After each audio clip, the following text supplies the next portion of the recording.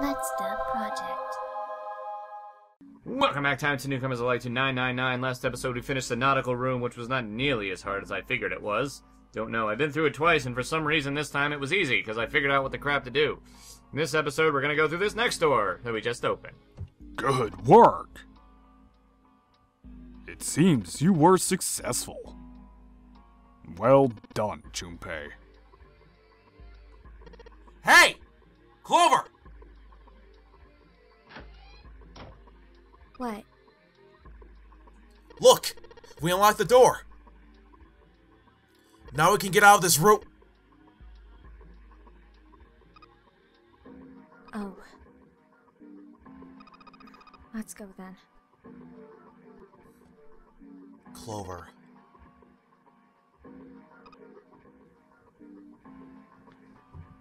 Continuing forth. Luckily this time Clover is depressed, but we shouldn't get an axe in the face because we're not on that path. Continuing.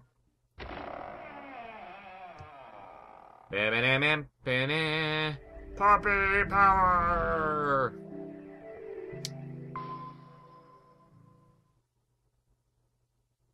The space they found themselves in outside the wheelhouse was far too narrow to be called a hallway. But on their left was a wooden door. Junpei pushed it open and stepped into the room beyond.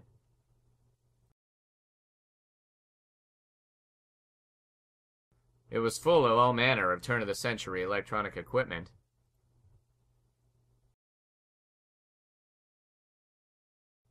Most of them were things they'd never seen before. They had no idea what they might have been for, let alone how to operate them. One smaller machine had a metal bar that ended in a circular handle. Ace seemed to recognize it. Oh, yes, a telegraph key. These were used to transmit Morse code a long time ago. He turned and slowly took in the room. This must be the communication office. Across the room from the door they'd entered through was another door. A metal plaque was nailed to it. It read, Captain's Quarters. The captain's quarters. That's what it says. Then, do you think? I am Zero, the captain of this ship. Ace swallowed. Junpei could feel his hands begin to sweat. Only Clover seemed unaffected. Well, we won't know if we don't open it. She walked up to the door and put her hand on the knob. It opened easily, and without so much as a pause, she walked in. Junpei and Ace followed. The first thing they saw was a man on the floor covered in blood. Junpei felt his body seize up. His mouth went dry, and he felt very, very cold. The blood in his veins slowed to a crawl, and his heart tightened like a fist. This was the third time he'd seen the horror of death laid out before him. He didn't think it was something they could stand to see so much more of. Still, he had begun to accept that whatever it was he saw, whatever happened to him, was beyond his control, and whatever force controlled him was driven by a determination that he could not hope to match. A sense of helplessness, of desperation washed over him, left behind a feeling of utter emptiness that wormed its way through his body like acid. Then he realized they had yet to check the man's pulse. Perhaps he was still alive. Fueled by that spark of hope, Junpei ran to the man's body, and his heart fell. His fingers on the man's neck felt no pulse. His pupils had dilated, and he wasn't breathing. Junpei lifted the man's already stiff body. There was a deep red wound on his chest. Junpei did not have to wonder long at what could have made such a wound. For lying next to the corpse was an axe. The entire blade of it was drenched in bright red blood. From the shape of the man's wound, there could be no doubt that it had been made by the axe. Junpei looked at the body again. A lake of blood stretched out around it. It was wearing the clothes of a ship's captain, although they were stained with blood. Captain. Did that mean that this man was Zero? On his left hand was a bracelet. The number on the bracelet was Zero. It was only then that Junpei noticed the stench of blood that filled the room. He couldn't help but laugh. There was nothing else for him to say. It was too simple, too obvious, too straightforward. If there hadn't been a dead man on the floor, Junpei might have thought it was a joke.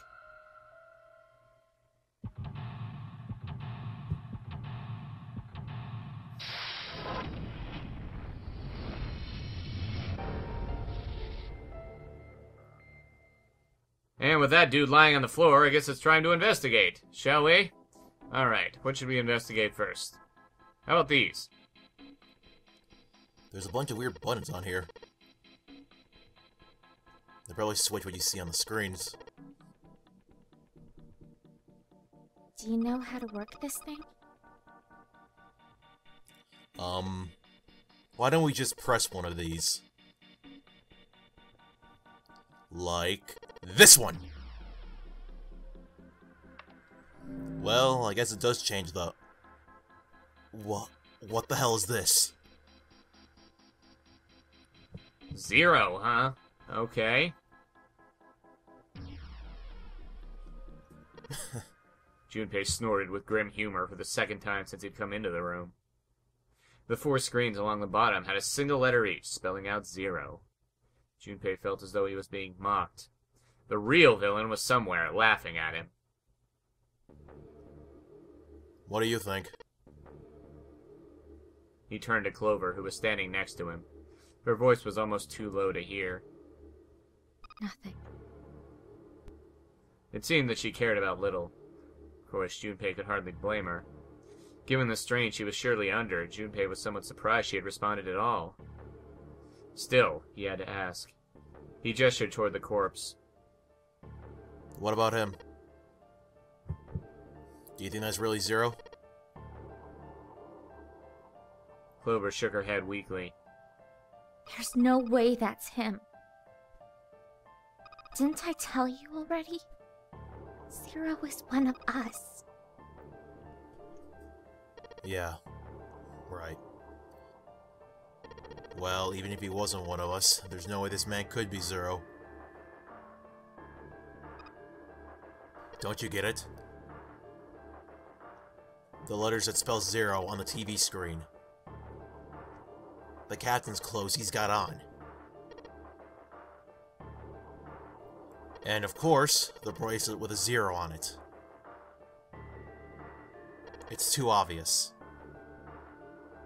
Look, this is 0 right here. This dead body is 0. Doesn't that seem kind of funny to you?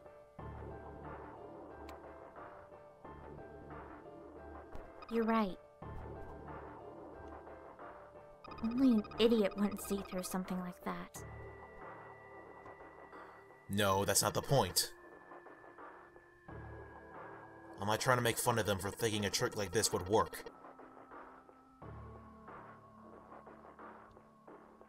I'm sure they didn't think it would work. Which makes me wonder, why did they do it? I think this is a challenge. A challenge from the person who's really behind all of this. He's making fun of us. Don't you get it? If whoever killed this guy really wanted us to think this corpse was 0, they'd never have put a bracelet on him. Walking about with a 0 bracelet would be like hanging a sign around your neck that said, "I did it." Anyone with a brain would be able to see that this guy's supposed to look like everything 0 is supposed to be. Just like we did. The killer must have known we wouldn't think he was 0 and put the bracelet on him anyway. Do you know why? Why? Like I said, he's mocking us. Too bad, suckers. This isn't 0. It's the same bad joke a lot of criminals like to play. They'll just sit back and watch people run in circles. Look, here I am. What's wrong, guys? Come on, catch me if you can. That's really twisted. But it almost seems kind of childish. Yeah, you're right. It's really childish. It's like it's just a game to whoever this person is. That's what seems funny to me. Junpei bent down next to the corpse. Alright, let's get back to the point.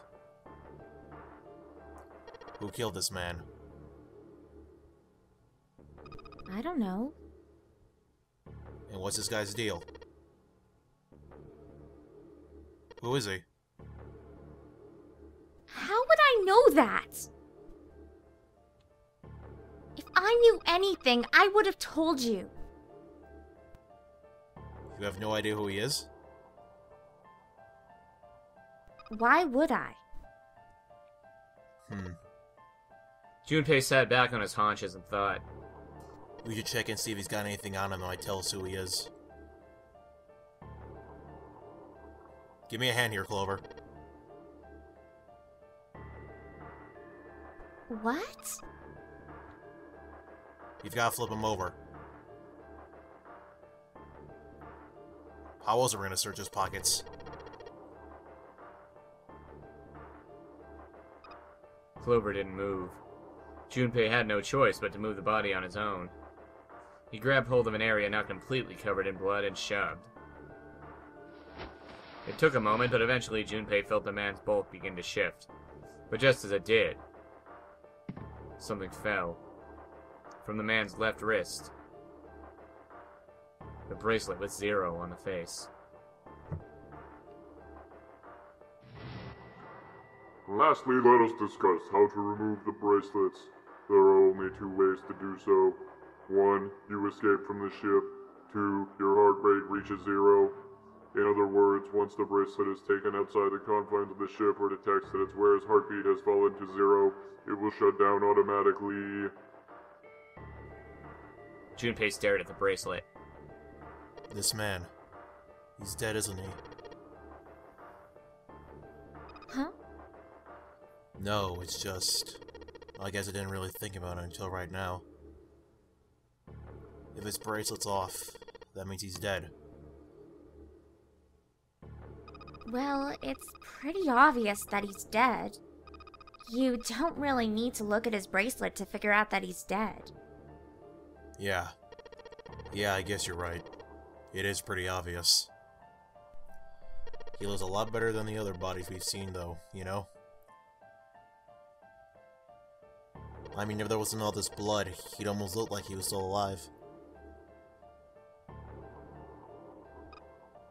I mean, I know it's kind of a messed up thing to say, but he kind of has it better, you know?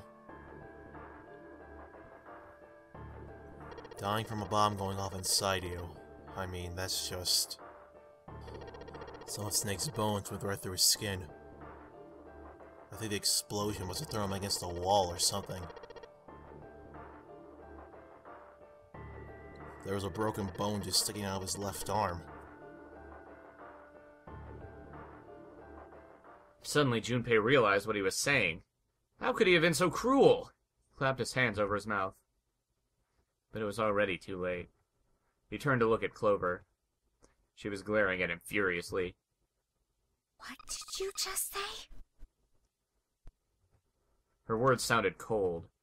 He knew an apology could hardly atone for what he'd done, but he tried anyway. Oh man, I am so sorry. I shouldn't have said that. I really don't know what I was thinking. I mean... No! That's not what I'm talking about! What did you say about his arm? Arm? Yes! His left arm! You said it, didn't you? Well, yeah, I did, but... I mean, didn't you see it too? Of course not! I could barely look at him! Clover took a quick deep breath. Are you sure it was his left arm?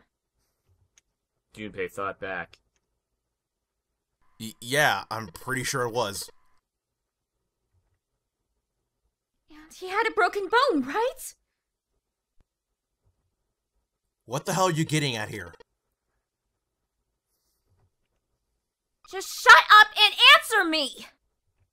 She shoved her face closer to his. You could see the fire in her eyes.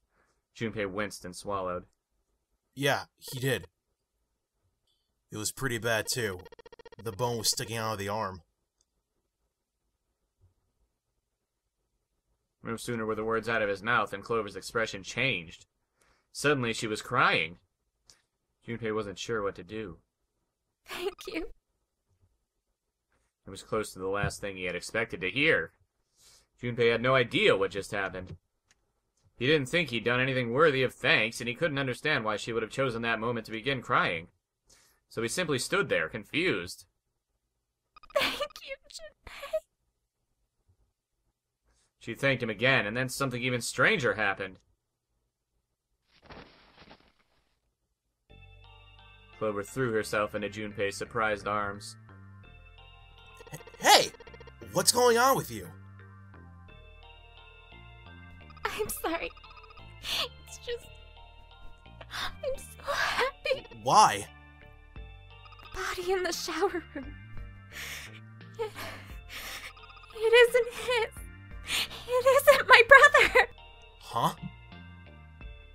It's not Snake. Why on earth would you think that? Because his left arm is... She stopped herself. I'm sorry. I really shouldn't be talking about this. Junpei decided it would be prudent not to press her for any more information. If she did not wish to tell him, she certainly had a reason for doing so. Perhaps more importantly, however, if Clover was so certain, then she was likely right. That meant that the body in the shower room wasn't Snake. It wasn't much, but that knowledge lifted some of the weight from Junpei's heart. He's still alive. I'm so happy. Tears shone in her eyes. Those tears melted Junpei's heart. As she cried, she had pushed herself up to his chest like a child. Junpei put his arms around her and held her tight. Junpei, you were right. No matter what happens, you can never lose hope. You have to remember what's most important. And that's to have faith and to have love. If you can remember all of those, that'll bring you good luck. Clover reached into her pocket and pulled something out. It was a laminated bookmark with a 4-leaf clover. I only made it here because you gave me this. I was suspicious of everybody. And I was angry and miserable. But because I had this 4-leaf clover, because of what you said to me, Junpei hadn't thought his words would have such an effect on her. Her words were making him feel a little awkward. Thank you so much, Junpei. She looked up at him. He scratched his nose and pretended to notice something interesting somewhere else in the room. If you really want to thank somebody, you should be thanking Santa. Santa? Why? Well, he was the one who gave me that thing. And the words for each leaf? I got that from him too.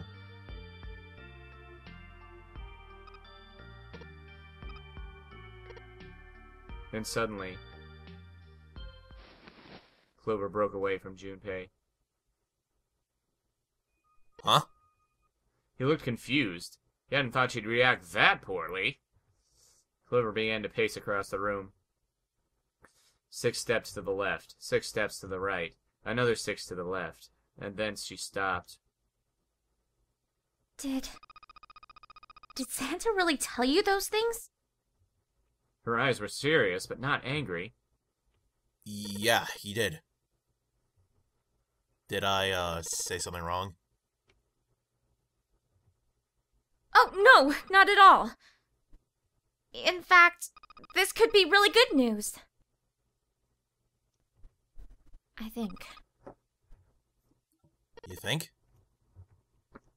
Santa knew about the words, and the clover.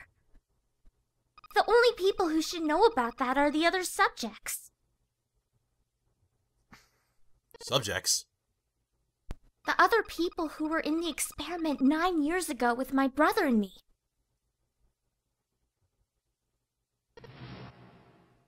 But he's blind.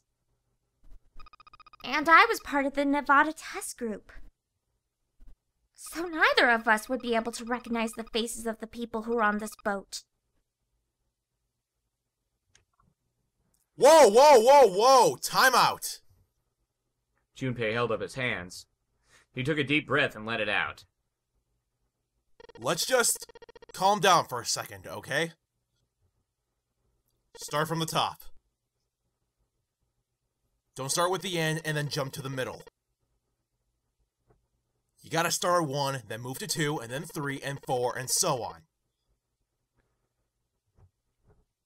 If you don't tell me the stuff in the right order, I'm never gonna be able to figure it out. Clover nodded. Alright, let's start with his experiment. What happened on this boat 9 years ago? Do you know about morphogenic fields? He did, and the realization sent chills down Junpei's spine. Alright, how about this? Theory of the telepathic mechanism. Junpei recounted what Lotus had told him earlier. Clover nodded. Telepathy, huh? Well, that's not really it, but I suppose it's similar. So they were testing telepathy on this ship? Yeah, I guess so. So, what exactly did they have you guys do? The same thing that we're doing now. Exactly the same thing. What? The nonary game. 9 people were put on this boat, and 9 others were put in the building in Nevada, and the game started. Junpei grabbed the sides of his head. Look, I'm sorry, but I don't get it. What do the nonary game and some telepathy experiment have to do with each other?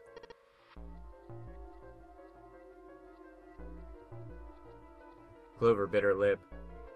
She blinked back sudden tears. What had happened to her in Nevada? The ability to access the morphogenic field is affected by a couple of things. The first is epiphany, and the other is danger.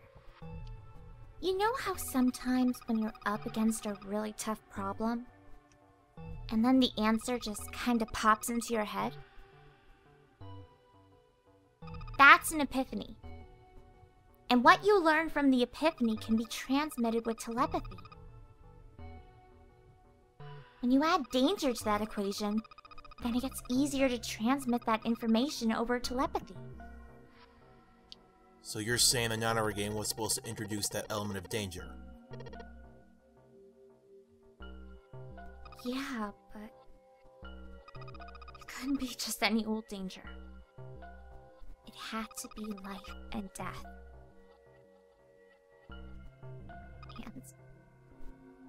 And someone did actually die.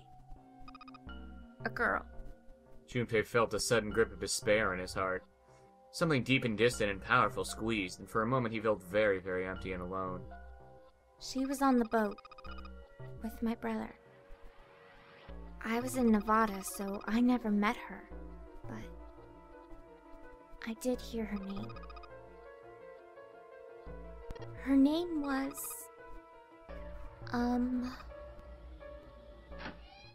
The sound of the door opening was like a gunshot. Junpei spun around. Oh, My apologies. Progress blocker Ace is at it again. I seem to have disturbed you. Ace. You two must have strong stomachs. I can't imagine how you could stay in this room for so long.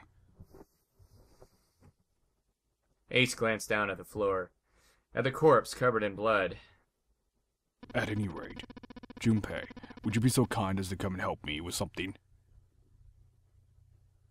I'm having a little trouble, and I could really use your assistance. Come on, it'll only take a moment. With that, he turned and walked back toward the communications office. Clover waited until he was out of sight, then spoke in a small, quiet voice. I don't want Ace to hear us. We can talk about this later. Huh? Hey, wait! Clover ignored him. From outside, Junpei could hear Ace calling. Junpei, what are you doing in there? Hurry up!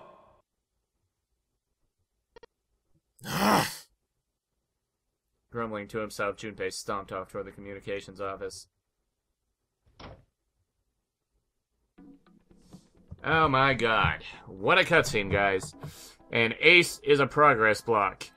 That's all there is to it. It looks as though that drawer is the only thing that's locked.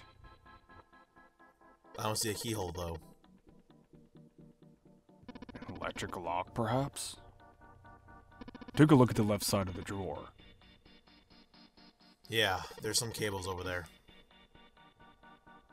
That must mean... Okay. Left side of the drawer. Give me that.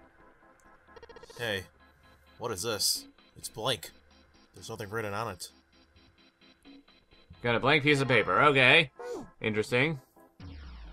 Okay, where else can we go here? Let's go, what is this?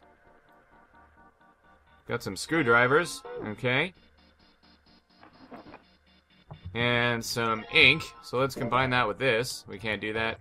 Can't combine it with the screwdrivers either. Okay. Fine with me. If we go back over here and look at this...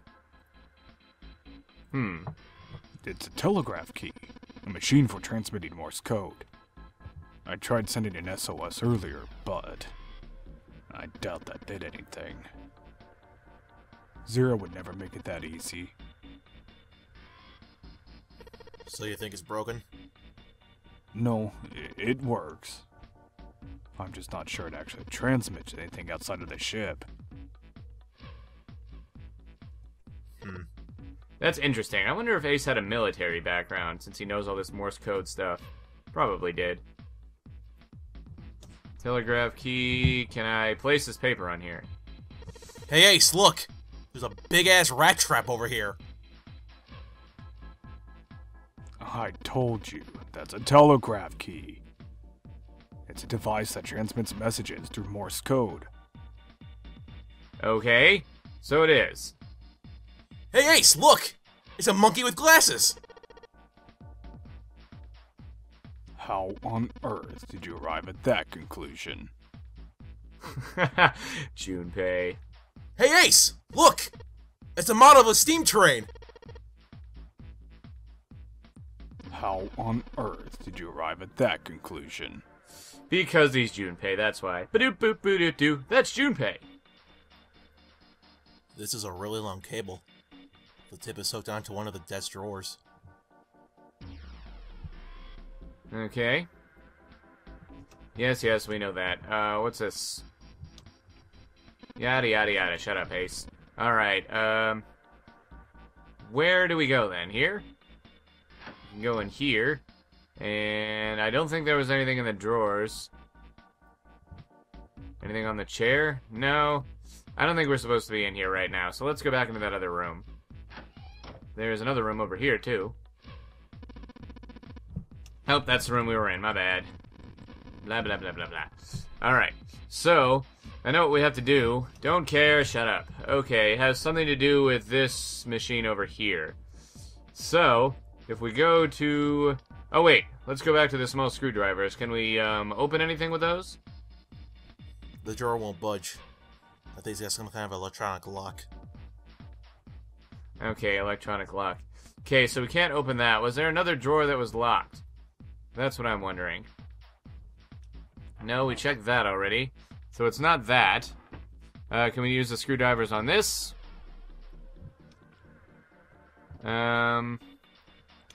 Telegraph key. There's no cheese on it, unfortunately. Yerp, yerp, yerp. Okay, are you sure I can't combine the freaking paper with the ink? Because, come on now. Okay, can we use the ink on it? Can we use the ink on this? No. Okay, there's gotta be something we can do with the screwdrivers. What about in here? Nothing? Nothing in the drawer anymore. Okay. Crap. What is it I'm supposed to be doing? Dang it, we're over time, but I want to figure this out. Mother of freak. Alright. There must be something in the other room that I missed. Let's check. Just real quick, I'll just go ahead and skip all the text. Oh, there we go. That's what I was looking for. Alright. But it doesn't turn on. I don't think there's any... Yes. You shouldn't be so depressed, Clover. I mean, we did just have a moment here. I guess she has to act depressed for Ace. So, let's add this. Oh, well, first of all, let's combine this with, whoops. Alright, this screwdriver ought to make short work of this music box. Okay, there we go. Now we got what we need. So let's combine that with that. I guess I'll put the ink on the cylinder. Got that, and then we combine, whoops, blah, blah, blah, blah, blah, blah, blah. Yes, we know what to do. Piece of crap. Darn it, Ace, you're such a progress block. Doesn't help that you're evil. Alright, combining. And if I'm right, the ink should. Yeah, got a Morse code chart, and we'll figure that out next episode. Rate, comment, subscribe, favorite, and see you guys on the next epic episode of 999.